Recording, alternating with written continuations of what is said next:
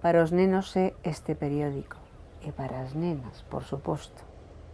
Sin as nenas non se pode vivir, como non pode vivir a terra sin luz. O neno de traballar, de andar, de estudiar, de ser forte, de ser fermoso. O neno pode facerse fermoso, aunque sexa feo. Un neno bo, intelixente e aseado é sempre fermoso. Este periódico publícase para conversar unha vez ao mes, como a vos amigos, cos cabaleiros de mañá e coas nais de mañá, para contarlles contos lindos cos que entreter as súas visitas e xogar, o que deben saber para seren de veras homes e mulleres. Todo o que queiran saber imoslle dicir e de xeito que o entendan ben, con palabras claras e con láminas finas. Imosles dicir como está feito o mundo. Imosles contar todo o que fixeron os homes e as mulleres ata agora.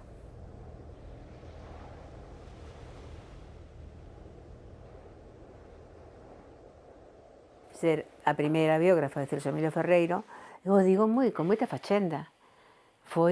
El quixo, prestouse, a ver, non tenía ninguén mellor con quen falar que cos xornalistas que lle fixemos estas entrevistas. Morreu antes de tempo, ese foi o problema, porque isto houbera dado unha biografía enormemente máis extensa, pero aquí el fala do temor que tiña a que a súa nai fose en realidade a súa avoa, porque a súa nai foi unha nai moi serodia, moi tardía, e a súa nai era da idade das avoas dos seus compañeiros de colexio, e ele estaba convencido de que era fillo da súa irmá.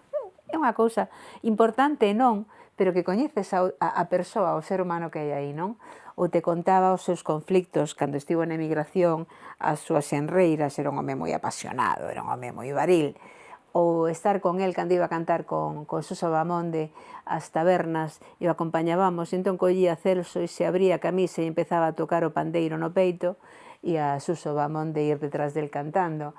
Pois todo iso forma unha vida, unha experiencia e nós creo que o que temos que facer é compartila e transmitila na medida en que podamos, porque foi un privilexio.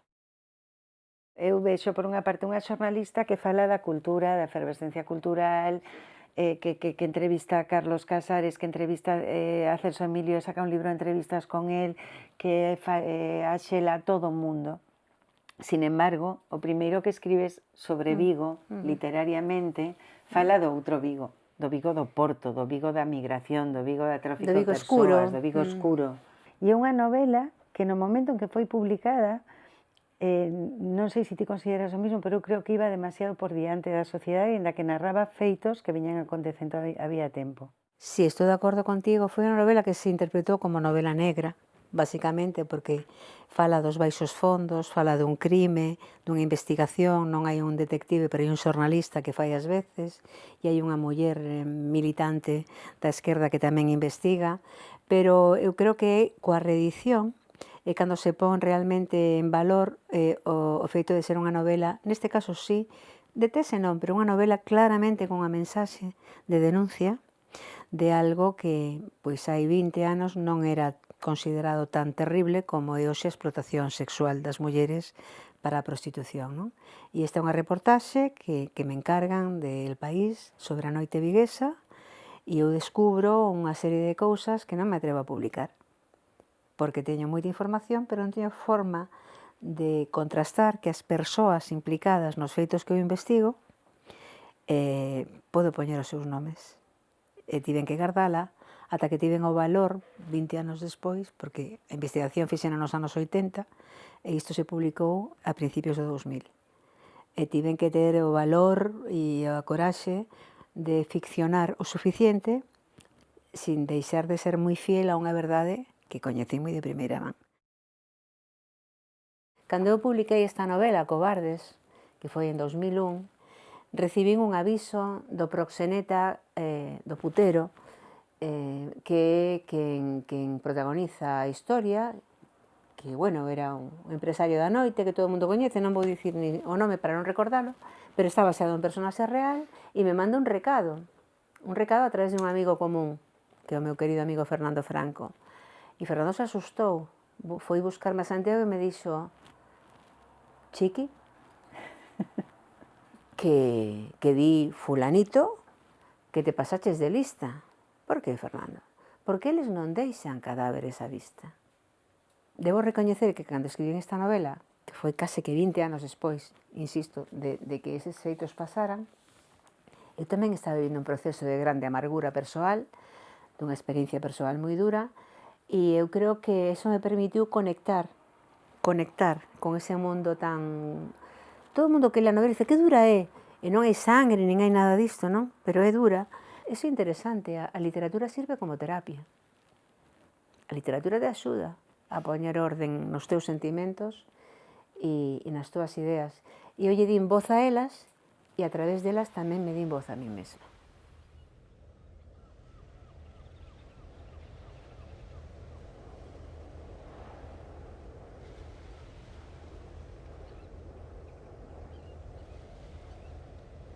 O que me permite Sándalo é recoller a historia familiar da familia paterna e materna que desde o século XIX emigraban a Cuba, unha desde Asturias e outro desde Lugo, e que acaban emigrando meus pais comigo nos anos 60. Que pasa? Que eu estudio a historia de Cuba na escolarización ali e coñezo esa historia vista desde alá, e cando veño aquí, me escolarizo aquí, coñezo aquela historia contada desde acá e non tiña nada que ver. Pero nada, non? Nada que ver. É dicir, os que ali eran malos aquí eran vós, os que ali eran ilustrados aquí eran ignorantes, é dicir, hai unha fisura tan enorme, non?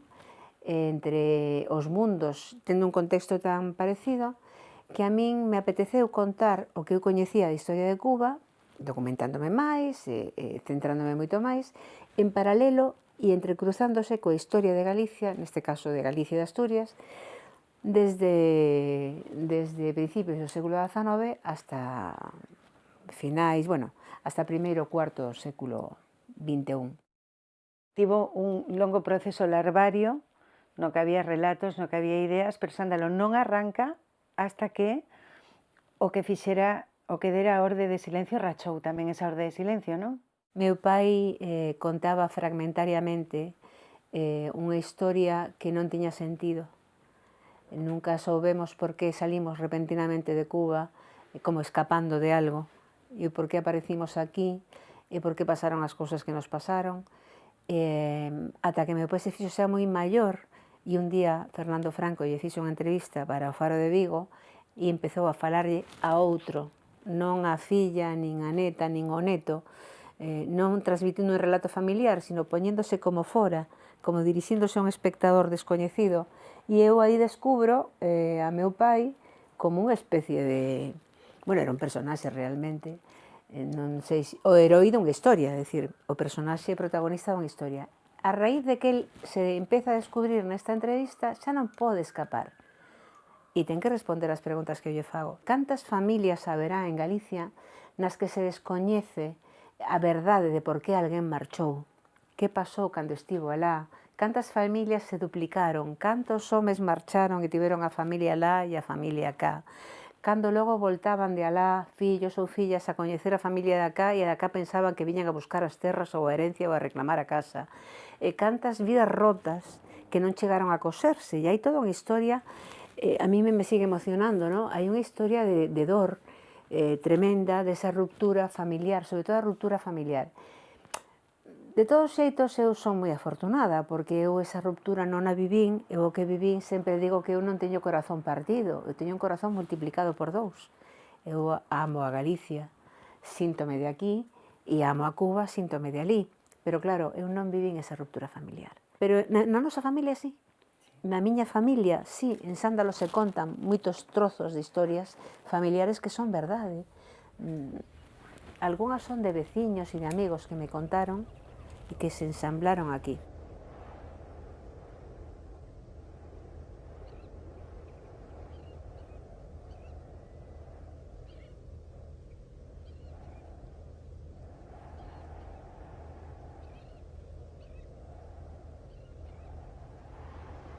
É posible estar toda a vida sendo a primeira muller nalgo ou unha das primeiras e non sentir un síndrome de impostora. Quero dicir, cando estás abrindo camiño, cando es a primeira concelleira de Igualdade, que daquela se chamaba Muller en Vigo, unha das primeiras mulleres no Parlamento galego, cando erades, cantas erades, cando estabas ali? 7 mulleres en todo o Parlamento. Unha das pouquísimas xornalistas que había en Vigo durante moito tempo, mulleres, porque os recordo que quedabades, erades tan poucas que quedabades. Podíades, cabíades prácticamente nunha mesa dunha cafetería, as mulleres xornalistas que había en Vigo. Estar toda a vida sendo a primeira, abrindo portas, abrindo espazos novos, entrando, ademais, en espazos nos que non se espera, non se te espera, non? Ou non é agradable cedelos para ti por parte dos homes, e non ter o síndrome de impostora, ou non ter unha certa inseguridade constante, porque tamén estás recibindo todo o tempo, perdona, chica, non estás en tu sitio. Sí. Sí, claro, no. É interesante que cho digan así de claro. A min ese percorrido non se me ocurre, porque ti estás vivindo esas cousas e non as estás reflexionando. Sí, sí é certo que desde hai un tempo, claro, como xa pasaron anos suficientes e hai xente que te observa e que te fai o percorrido, isto de primeira, foi unha primeira correspondente muller do país en Galicia, sí. Foi unha primeira xornalista que fixo un programa informativo comarcal en galego na Radio Galega, sí. Foi unha primeira, sí, pero tamén teño unha idade. É dicir, non foi unha única, a ver, Xoana Torres tiña un programa de información cultural na Voz de Vigo moito antes do que fixemos o teu pai e máis eu antes del silencio. Pero, bueno, como, sí é certo que por xeneración tocoume eso, non? Pero logo hai algo no bicho, no animal, que seguramente me fai ser un pouco destemida, non? Nunca me plantexo eso ao principio como algo que non poda facer, e cando estou facendo é cando teño síndrome de impostora. Temos cobardes que soltas ou lanzas cando deixas de estar emparellada con un escritor relevante e prolífico.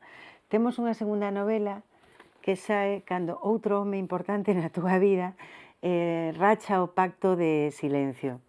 Ben, coas dúas asignaturas pendentes cubertas, aparecen este pequeno Historias para Clara, que é unha historia moi bonita, que fala dos nosos barrios, do noso Vigo, da nosa pequena Rusia, e contas unha historia familiar de mulleres, na que tamén eu sei que como se chamaba esta curtametraxe que fixo o teu fillo, está basado en feitos reais, feitos que puideron ter acontecido, non?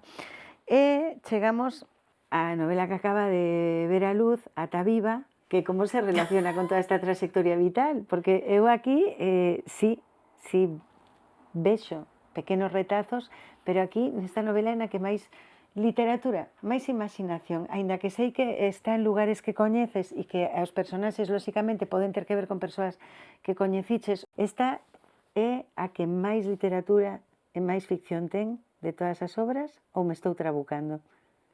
Sí, tes toda a razón. Aínda que, de momento, eu sigo padecendo desa enfermidade que por ser xornalista, as miñas novelas teñen sempre un toque de realidade real. E neste caso, esta novela é o produto dun shock que eu recibo cando vexo a información que di que os atentados de Barcelona no 2017, que teóricamente, que de feito foron promovidos pola Yihad, os autores materiais dese atentados que conducían a furgoneta eran rapaces de etnia berber, de cultura berber. E a min me constaba, porque tive a ocasión de coñecer a xente dese mundo, que eso non era posible, que tiña que ter pasado algo moi raro porque eran cuestións antitéticas. E a partir dese coñecemento persoal, eu necesito contalo, e é verdade que sí que fago, pois é todo invención, obviamente, menos o feito de partida, sí, ten razón. Incluso hai algún lugar no que non estiveches? Sí, eu nunca estive na Cabilia, por fin. Por fin?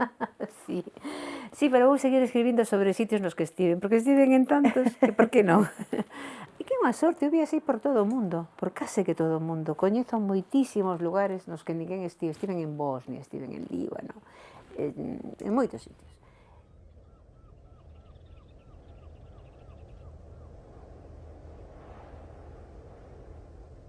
Galicia é unha matria.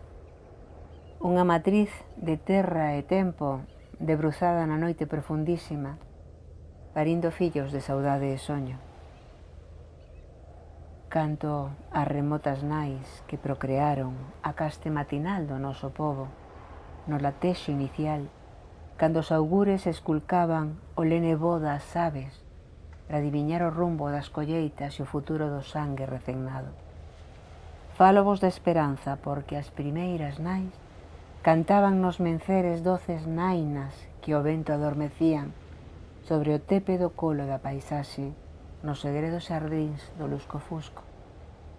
Fálovos do misterio porque as nais fundadoras tiñan nos ollos mar e alumeaban os celmes manantíos onde abrollan os solsticios vindeiros.